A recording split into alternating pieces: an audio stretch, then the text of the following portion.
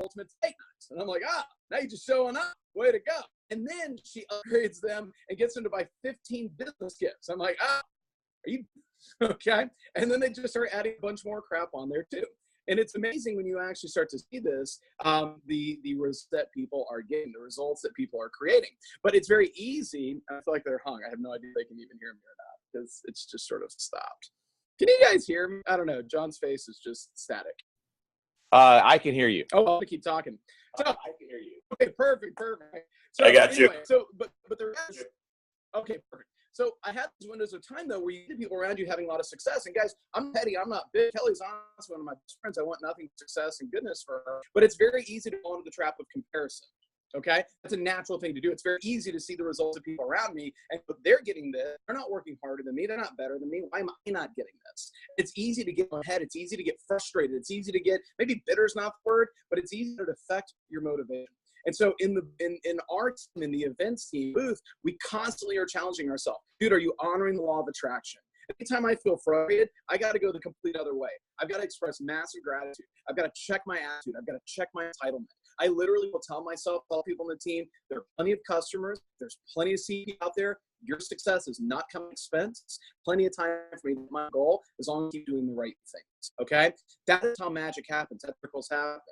My big points for you, I've got 5 little keys that I try to honor when I'm in the field. Number 1 is just managing my emotions. Manage your emotions, okay? It's one of the most important things you can do. And a part of managing your emotions doesn't mean that you can always control how you can't think your way out of a feeling, all right? So if you guys feel excited, great. Like, analyze that for a step. Take one step back and be like, man, I wonder why I'm excited. And you don't have to like interrogate yourself, but sometimes if you can like connect to that, you're like, man, I'm just excited because I got good depth. I feel good. I feel like I've done the right things. I feel satisfied. Great. I want to feel that again. You know what I'm saying? Like when you figure out why you're excited, sometimes that motivates good actions or honors good behaviors. By the way, if you're frustrated, it's okay to be frustrated. It really is. You don't have to be like fake happy all the time, but you should take that thought captive. Man, I wonder why I'm feeling frustrated. And are you feeling frustrated because you're seeing success around you and you're not experiencing it? You know what I mean? So it is your responsibility. It's your responsibility as a professional, not to be able to always control how you feel, but to be in control of how you respond to those feelings.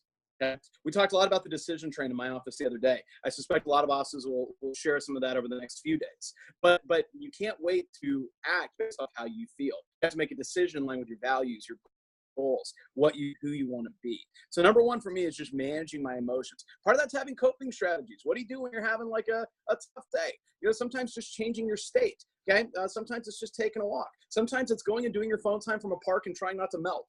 Okay. I've done that too. All my sales aren't in the booth, y'all. Literally, I've gone to a park, found the shadiest tree with a light breeze, and I've done my phone time from there just for the hell of it, just because I needed a change of state. That's part of managing your emotions. It's your responsibility to take captive where you are your best to get to a better spot. Number 2 is visualization. Everything in the world is created twice. Everything in the world is created twice. Laugh anytime he tells me they want to be pleasantly surprised by anything. And I'm like, in my experience in my life, it basically never happens, okay? And usually when you're pleasantly surprised, it's a product of low standards. It's you literally expected so little that random happenstance is enough to get you jazzed, okay? Success doesn't work that way, guys. I've never accidentally had a 10K week. It's never happened. I visualized it in my mind. I thought the plan it would take. I thought about the action step, asked myself, am I ready to do that? Am I willing to commit to it? Okay, just like you guys, before the push started, before you were stressing or tired or anything else, you made a decision with clear mind based on your goals and your values, who you want to be, like I want to shoot for. All right. And in that moment, you knew what it was. Saying, just doubt yourself. You got to go and visualize success. If you haven't had your first ultimate set, are you visualizing writing it up? Okay. Like literally, visualize the customer you're talking to on the phone. What color is she going to want?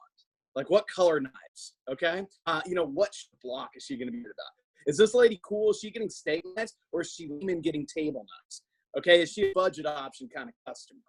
You know what I'm saying? But if you can't visualize it, the universe doesn't owe you anything. No one owes you anything, okay? So no matter where you're at, if you're at $0 for the push, that's okay. What are you visualizing for today? Are you visualizing a phone time where you grind for 90 minutes, 30 minutes of that is like literally sending out Facebook messages so you have more numbers to call, and you book 8 demos.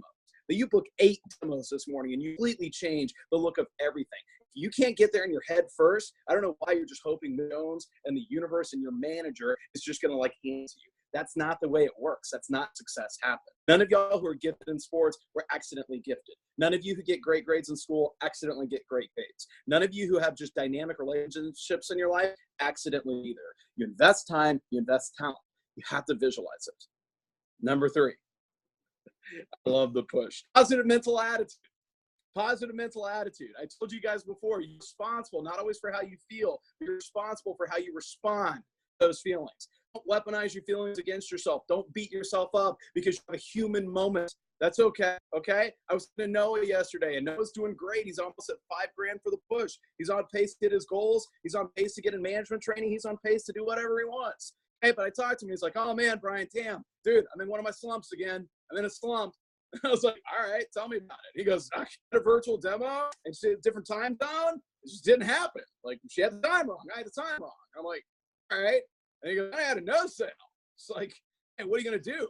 I was like, you had to reschedule and you had a no sale. I was like, is that your definition of a slump? And he's like, yeah, man. And I was like, all right, well, you're precious. Okay. You don't know how I said that. But I just kind of laughed and I was like, dude, you're only in a slump because you tell yourself you're in a slump. Okay. Or you can say, hey, the law of averages, I had a bunch of sales in a row. I'm due a no sale. I got a no sale. Therefore, my next demo will be a sale, likely a set sale. Y'all follow me on that? But y'all have no idea how powerful the conversations you're having with yourself are. You have to challenge yourself to be positive. You have to give yourself the same grace and positivity you would show to other people on the team. If someone on the team that you know and you care about came in and like, dude, I'm so beat down. Man, I'm in a slump. I'm having such a tough day. What would you do? Would you be like, yeah, you suck, stupid? Man, I hate you. I'm glad you had a slump. Boy, I hope your slump extends. I hope you keep like hooking up on the bat. I hope you really overanalyze your swing. I hope you never on base again. You stupid individual. No, okay? And yet some of y'all would do that to yourself because that positive mental attitude, that's what's so important. It goes with the visualization. It goes with all that stuff. Because guys, like once you tell yourself you're in a slump, guess what you try to do? I've got to fix it. Okay? And instead of just positivity and energy and hard work and massive action, your version of fixing it is like, oh, I got to choke up on the bat and then really watch my rotation and then keep my head up. And like you start over analyzing your swing instead of stepping into the plate and just taking shots and just trusting the process. Okay? It's the same is true here. Positive mental attitude. You got to give yourself the same positivity and grace you would give anyone else on the team. Now, that doesn't mean you give yourself excuses. Guys, sometimes you're off pace on your goal. Sometimes you're off pace on your goal just because you haven't done enough of the right things. That's okay. Doesn't mean you didn't try. Doesn't mean that you don't honor the good things that you have done, but it means that I could have done more and I probably should have, and I'm going to do more now. That's it. You with me on that? That's it. Okay. Last 2 things. Number 4 is action. You can't be afraid to take massive action. You can't be afraid.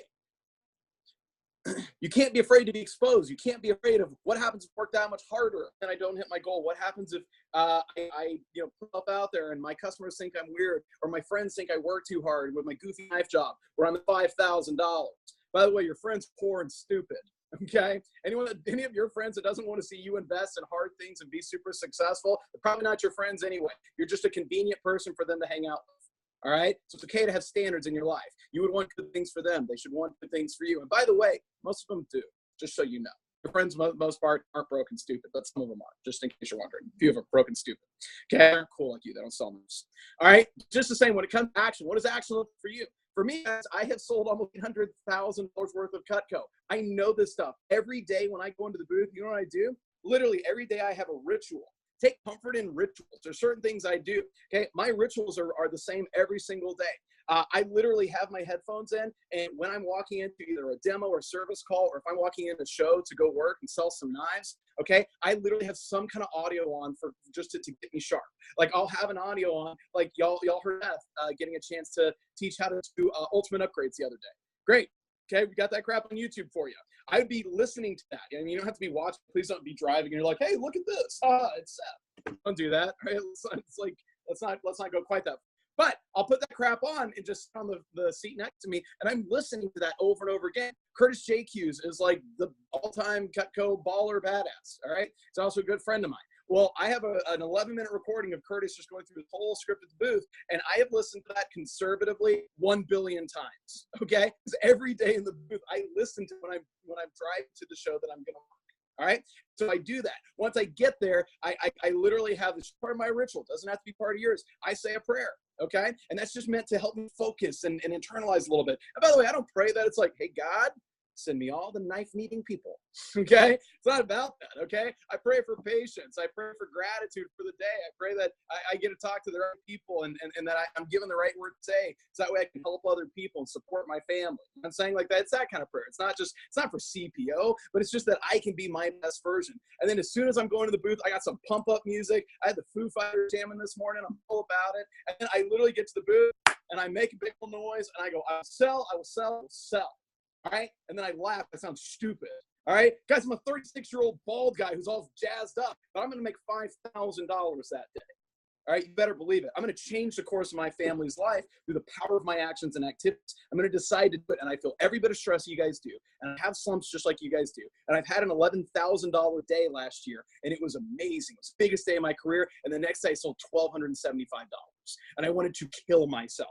All right, because everyone's watching. They're like, "Oh my God, man, are you gonna have a 40K week? Are you gonna do 50K? Are you gonna do 200K this week?" And so, can it just be cool? I did 11. Isn't that good? That's more than all of y'all did. Like, why you gotta put that on me, Ricky Bobby? Okay, but instead, I felt the pressure, and it is what it is. But you know what I did? I went out the next day and I sold 6K. Okay, because I can do that, and I'm allowed to have those days, but I'm still in control of how I respond to it. Okay, and then guys, the last thing is this, and we're at time, we're probably over time.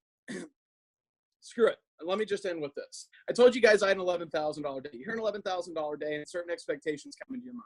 Okay, that day was none of those expectations, just so you know. In the first 2 hours of that day, I spent $312. All right, that's fine, no problem. All right, that's an acceptable number. No one should be unhappy about that, except for the fact that the person next to me had someone walk, and they went, "Oh my God, my mom Cutco." This is what y'all think working the booth is. This is not what it is. Occasionally it happens. My mom had Cutco. She had that, what's it called? The home taker set. And this one, they're like, I think it was bigger. And they point to the ultimate set. And they're like, yeah, that may have been it. How much is that? They're like, normally it's like $3,000, but we got a good deal here. And he's like, cool, let's take that. And I'm just like, all right, okay, dude. And I brought donuts this morning. Okay. Good. That means mine's next. You know, I'm like psyching myself up. Okay. And so then I go to this next customer who's so well qualified, and the ring on this lady's finger cost what my college education did. And I'm like, yeah, I'm so into this. Okay. And then I go through the script. She's like, we got to have it all. Got to have it all. Got to have it all. And I'm like, kitchen. And she's like, next year. And I'm like, you're a liar. Okay. And like, it didn't matter, guys. I was doing a ballet of answering objections, and answering objections is what I'm best at. Okay, like the objections you guys get, like if I was at demos, half the time I would slap your manual out of your hand. I'd be like, what was that you just said? Okay, because I will answer these objections. I'm going to get a yes or no from this customer. All right, and so I get a no sell. So I'm like, what the hell? All right, and then someone comes in for a swing shift, Roger, and God bless Roger. He didn't do anything wrong, but he's setting his knives up. All right, and this lady walks up, and she's just like, wow, we love our Cutco. We've been wanting to get that flower chest for years. Can we get that here? And I'm just like, what? Okay, what is going on right now? Right, and so I'm so pissed off. And then Josh Muller's on the side of me. I don't even want to talk about that because Josh is at $5 million in sales. So he sprinkles pixie dust in everyone who walks by. He like roofies them with success and knives. I don't know what the hell he does. I can't do what Josh Muller does. Right? So I'm just sitting dying. And so it's 1 o'clock. And I finally have this awesome customer, and I sell him 2 K-bar knives. And at that point, I'm grateful. Okay. But I knew my attitude. I had to check myself. I'm like, I'm not in a state where I can be in peak performance. I'm just not. And the answer to that, sometimes when you feel that way, sometimes you guys you let yourself off the hook a little too easy. Sometimes your answer is, oh, I guess today's not my day. You know, we start to tell ourselves false narratives. It's bullshit. Your feelings lying to you.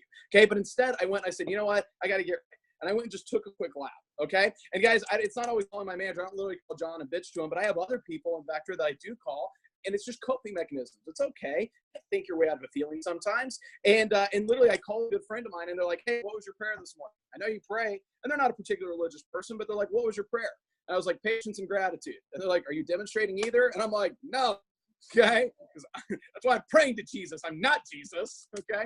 And so I did a lap, and I refocused. And then the next customer, I sold a homemaker with steak knives. And I'm like, cool, got it. All right. And then the next customer, I sold a stick with steak knives. Cool, got it. And then the customer, I sold a flatware set. I'm sorry, not flatware set, cookware set. And I went, cool, got it. And the next customer, I sold an ultimate set with steak knives, and I upsold them flatware. Cool.